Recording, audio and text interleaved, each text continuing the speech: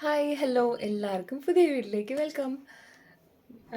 ഇന്നത്തെ വീഡിയോ കഴിഞ്ഞ തവണയൊക്കെ ഇട്ട പോലത്തെ കുറച്ച് റിലേറ്റഡ് ആയിട്ടുള്ള ഒരു കണ്ടന്റ് തന്നെയാണ് കേട്ടോ. കാരണം എൻ്റെ കഴിഞ്ഞ വീഡിയോയുടെ താഴെ ഒന്ന് രണ്ട് തവണയായിട്ടൊരു കമൻറ്റ് ഉണ്ടായിരുന്നു. ഞാൻ കമൻറ്റ് ഇവിടെ എവിടെയെങ്കിലും കാണിച്ചേക്കാവേ. ഇതായിരുന്നു നമുക്ക് പീരീഡ്സിൻ്റെ ടൈമിൽ വരുന്ന stomach pain, gastric issue and mood swings. ഇതിനെ കുറിച്ചിട്ടൊന്നും പറയാവുന്ന. അപ്പോൾ ഞാൻ ഇടയ്ക്ക് എന്തൊക്കെ റിലേറ്റഡ് ആയിട്ട് കുറച്ച് കാര്യങ്ങൾ പറഞ്ഞപ്പോൾ ഞാൻ ആ ടോപ്പിക് അങ്ങ് വിട്ടുപോയി. അപ്പോൾ എനിക്ക് പിന്നെ ഒരു റിക്വസ്റ്റ് വീഡിയോ വന്നപ്പോഴാണ് ഞാനത് ഓർത്ത് സത്യം പറഞ്ഞു. ഇപ്പം കറക്റ്റ് പറയാൻ പറ്റിയൊരു ടൈമാണ്. കാരണം ആ ഒരു അവസ്ഥയിൽ കൂടെ ഞാൻ കടന്നു പോയിക്കൊണ്ടിരിക്കുക. നമ്മുടെ ആ ഒരു പീരീഡ്സിൻ്റെ ഒരു എല്ലാവിധ ബുദ്ധിമുട്ടും ഞാൻ ഫേസ് ചെയ്തുകൊണ്ടിരിക്കുന്നൊരു ടൈം. അപ്പോൾ അതുകൊണ്ട് തന്നെ അതിനെക്കുറിച്ച് പറയാം. ഫോർ എക്സാമ്പിൾ, ഇപ്പോൾ ഈ വീഡിയോ എടുക്കുന്നതിന് മുമ്പ്, ഇപ്പോൾ ഈ വീഡിയോ എടുക്കുമ്പോൾ പോലും ഞാൻ എന്തുമാത്രം എന്നെ പുഷ് ചെയ്തിട്ടാണ് സംസാരിക്കുന്നത് എന്നുള്ളത് ഭയങ്കര ആർട്ടിഫിഷ്യാലിറ്റി എനിക്ക് തോന്നുന്നുണ്ട്. കാരണം ഒന്നിനും പറ്റാത്തൊരു വല്ലാത്തൊരു ഫീലിംഗ്. എനിക്ക് ഇന്ന് ഓഫ് ഡേ ആണ്.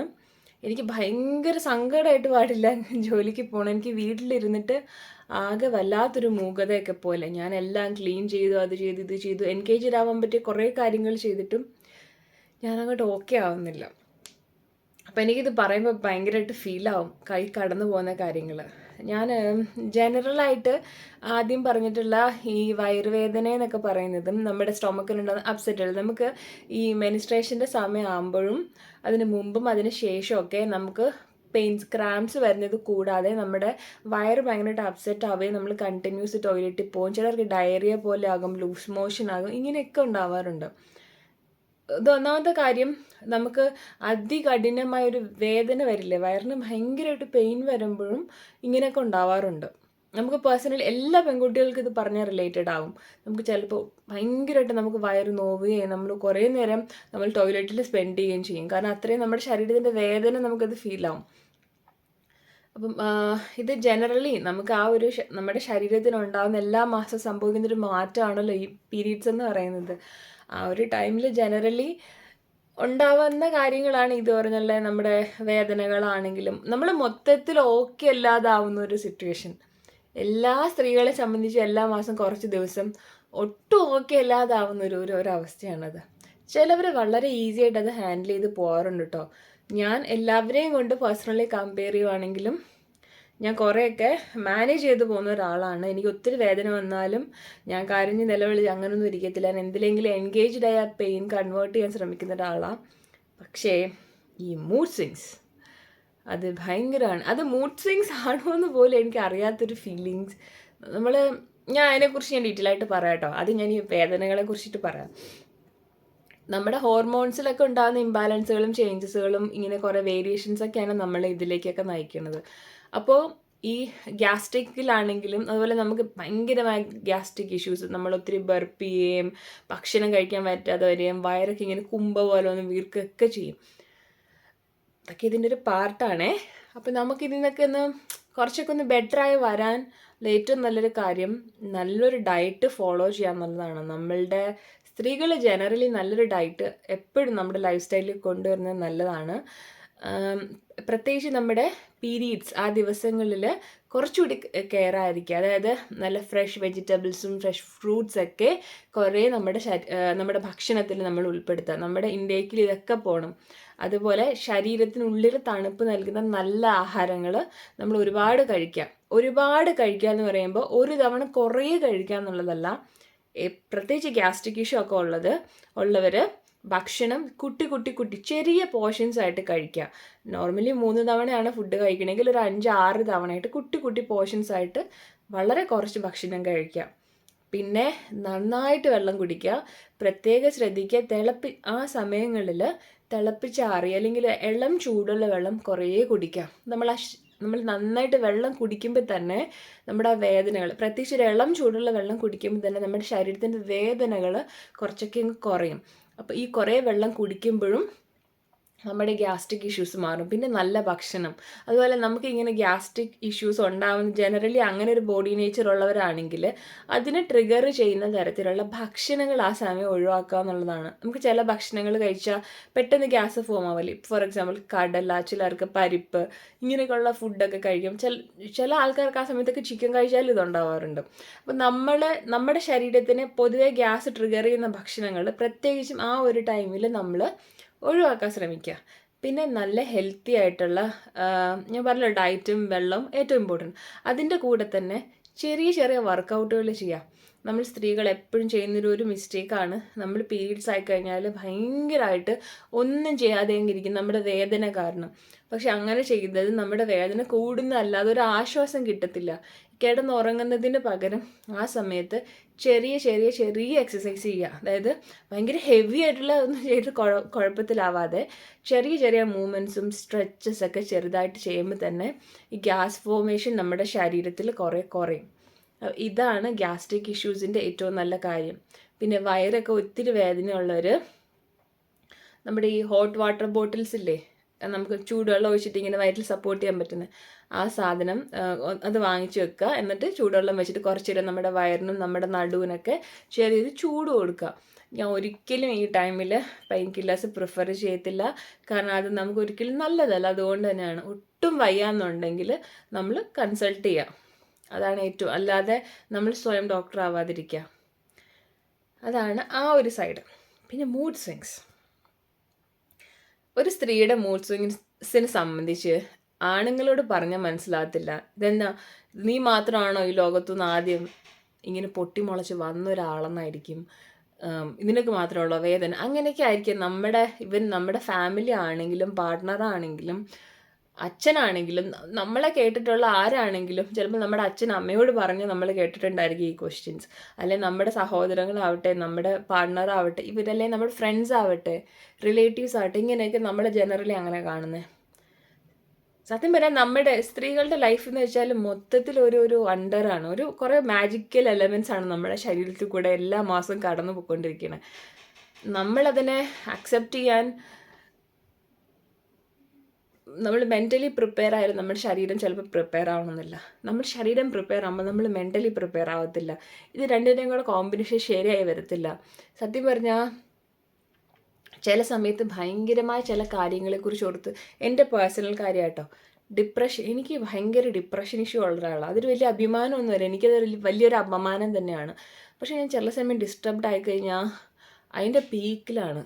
അതായത് നമുക്ക് ഈ ഒറ്റ ബുദ്ധിയൊക്കെ വർക്ക് ചെയ്യാന്ന് പറയും. എനിക്കത് എങ്ങനെ എക്സ്പ്ലെയിൻ ചെയ്യണമെന്ന് അറിയത്തില്ല.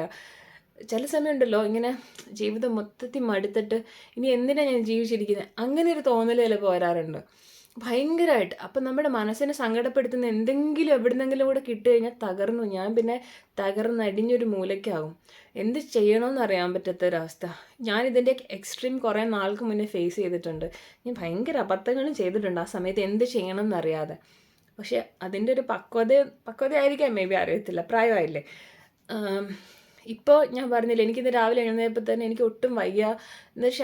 ശരീരം ഒക്കെയാണ്, പക്ഷെ മനസ്സ് പിടിച്ചിട്ട് കൈ നിൽക്കുന്നതേ ഇല്ല. ഇനി നേരെ ഇതുവരെ ആയിട്ടും ഞാനൊരു ഗ്ലാസ്, ഇപ്പോൾ സമയം ഇവിടെ 3 മണി 3 PM ആയി. ഞാനൊരു ചായ കുടിക്കാൻ എടുത്തിട്ട് കുറച്ച് കുടിച്ചിട്ട് ഞാൻ ചായ അപ്പുറത്തെ ഗ്ലാസ്സിൽ മാറ്റി വെച്ചു. എന്നിട്ട് പിന്നെ ഞാൻ കംപ്ലീറ്റ്ലി ഔട്ടായി. എനിക്ക് ഭയങ്കരമായിട്ട് ദാഹിക്കുന്നു, പക്ഷെ എനിക്ക് വെള്ളം കുടിക്കാൻ പറ്റാത്തൊരു ഭയങ്കര ഒരു ഫീലിംഗ്. ഞാനപ്പോൾ ഓർത്ത് എൻ്റെ ചായ ഞാൻ പെട്ടെന്ന് കുടിച്ച് കഴിഞ്ഞു എന്നൊക്കെ ഞാൻ ഇങ്ങനെ വിചാരിക്കാം. ഇതിപ്പം ഞാൻ ഈ വീഡിയോ എടുക്കുന്നതിന് തൊട്ട് മുമ്പ് ഞാൻ ഇവിടെ നിന്ന് അറേഞ്ച് ചെയ്തപ്പോൾ ട്രൈപോഡ് വെക്കാൻ നോക്കിയപ്പോൾ എൻ്റെ ചായ അങ്ങനെ തന്നെ അവിടെ ഇരിപ്പുണ്ട്. അതായത് ഞാൻ കംപ്ലീറ്റ്ലി അത് വിട്ടുപോയി. നമ്മളെ പിടിച്ചാൽ കിട്ടാത്തൊരവസ്ഥയുണ്ടല്ലോ. ഞാനിവിടെ 2-3 തവണ ഫ്ലോറൊക്കെ തൂത്തുവാരി, ഞാൻ തുണിയൊക്കെ പിന്നെ എടുത്ത് കഴുകി, കുറേയൊക്കെ മടക്കി വെച്ചു, അത് ചെയ്തു ഇത് ചെയ്തു. ഞാൻ ഇങ്ങനെ എന്നെ കുറേ കൺവേർട്ട് ചെയ്യാൻ ശ്രമിക്കും. ഒന്നും പറ്റിയില്ലെങ്കിൽ എനിക്ക് ഏറ്റവും ഇഷ്ടമുള്ള ദൈവത്തിൻ്റെ കുറച്ച് ഭക്തിഗാനം ഇരുന്നങ്ങ് കേൾക്കും. അതും പറ്റിയില്ലെങ്കിൽ അമ്മയെ വിളിച്ച് സംസാരിക്കും. ഇതൊക്കെയാണ് ഞാനിപ്പോൾ ചെയ്യുന്ന കാര്യങ്ങൾ.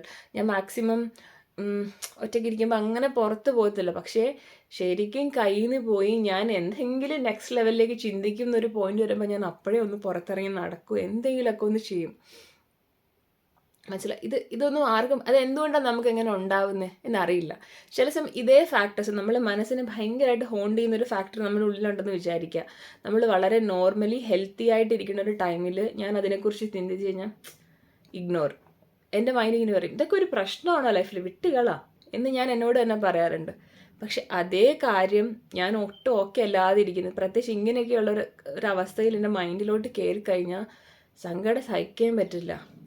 പിന്നെ ഞാൻ എന്നെ തന്നെ എൻ്റെ റെമഡിയാണ് കേട്ടോ, ഞാൻ കണ്ടുപിടിച്ചൊരു കാര്യമാണ്.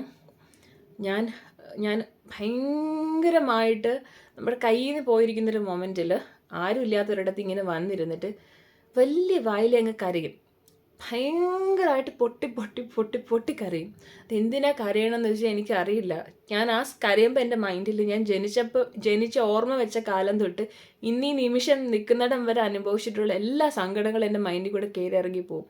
കരഞ്ഞ് കരഞ്ഞ് കരഞ്ഞ് കരഞ്ഞ് കരഞ്ഞ് പിന്നെ എനിക്ക് കുറേ നേരത്തേക്ക് എൻ്റെ മൈഗ്രെയിനൊക്കെ ഇഷ്യൂ ആയി. എനിക്ക് ആകെ തലവേദന എടുക്കുമെങ്കിൽ പോലും കരഞ്ഞ് കഴിയുമ്പോൾ ഇവിടെ നമ്മുടെ നെഞ്ചിൻ്റെ ഉള്ളിൽ എന്തോ ഒരു 10-20 കിലോ വെയിറ്റ് ഇരുന്നിട്ട് അത് ഇറങ്ങിപ്പോയൊരു ഫീലാണ്. ആ കരഞ്ഞങ്ങോട്ട് കഴിയുമ്പോൾ ഞാൻ പിന്നെ നന്നായിട്ട് വെള്ളം കുടിക്കുകയും കുറേ ഹൈഡ്രേറ്റഡ് ആവുകയൊക്കെ ചെയ്ത് ഭയങ്കര ചിൽ ആൻഡ് പീസായിട്ടിരിക്കും. ഞാൻ നിങ്ങളുടെ അടുത്ത് പറയാം, നിങ്ങൾക്ക് മൂഡ് സ്വിങ്സ് വന്ന് ഭയങ്കരമായിട്ട് ദേഷ്യമൊക്കെ വരുവാണെങ്കിൽ നമ്മൾ ആരോടും ദേഷ്യപ്പെടുന്നതിന് പകരം ഏറ്റവും നല്ല റെമഡി, നമ്മളെ ആരും കേൾക്കാനും മനസ്സിലാക്കാനും ഒന്നും കാണത്തില്ലടാ. ഇതൊരു വലിയ ഫാക്ടറാണ്. കരഞ്ഞു തീർക്കുക. അതല്ലാതെ ഒരിക്കലും ഞാൻ കരയുന്നത് അഭിമാനക്ഷതമാണെന്നോ അതല്ലെങ്കിൽ ഞാനൊരു ധൈര്യമില്ലാത്തവളാകുമെന്നൊന്നും വിചാരിക്കരുത്. കരയുന്ന പെണ്ണിന് ധൈര്യം ഇല്ലാത്തവളൊന്നുമല്ല, നല്ല ധൈര്യമുണ്ട്. നിങ്ങളെ തന്നെ ആരുടെയും സഹായമില്ലാതെ നിങ്ങളെ തന്നെ ക്യൂർ ചെയ്യാൻ നിങ്ങൾക്ക് പറ്റുന്നുണ്ട് എന്നുള്ളതിൻ്റെ ഏറ്റവും വലിയ തെളിവാണ് കരയുക എന്നുള്ളത്. നമ്മൾ ആരുടെ ഹെൽപ്പ് വേണ്ടല്ലോ കരയാൻ, നമ്മൾ എഫേർട്ട് എടുത്തല്ലേ കരയുന്നത്. കരഞ്ഞങ്ങ് തീർക്കുക, മനസ്സിനൊരു ആശ്വാസം കിട്ടുക. പിന്നെ എന്ത് തന്നെ ആയാലും നമ്മുടെ ശരീരം നമുക്ക് മുന്നോട്ട് ജീവിക്കണമെങ്കിൽ നമ്മുടെ ഹെൽത്ത് വേണ്ടേ. അപ്പോൾ ഹെൽത്ത് നമ്മൾ എത്രയും കൺസേൺ ആയിരിക്കുക, അല്ലാതെ ഒരിക്കലും അബദ്ധങ്ങളിലേക്ക് ചിന്തിക്കാതിരിക്കുക. പിന്നെ അതുപോലെ നമുക്ക് ഇങ്ങനെ ഇരിക്കുന്ന ഒരവസ്ഥയിൽ എനിക്കുണ്ടാവാറുണ്ട്, നമ്മുടെ പാസ്റ്റും നമ്മളെ സങ്കടപ്പെടുത്തിയിട്ടുള്ള കുറേ കാര്യങ്ങൾ ഇങ്ങനെ മനസ്സിലേക്ക് കയറി വരും. വല്ലാത്തൊരു നിരാശ ഉണ്ടാകും ജീവിതത്തിൽ. എനിക്ക് ഭയങ്കരമായിട്ട് ഉണ്ടാവാറുണ്ട്.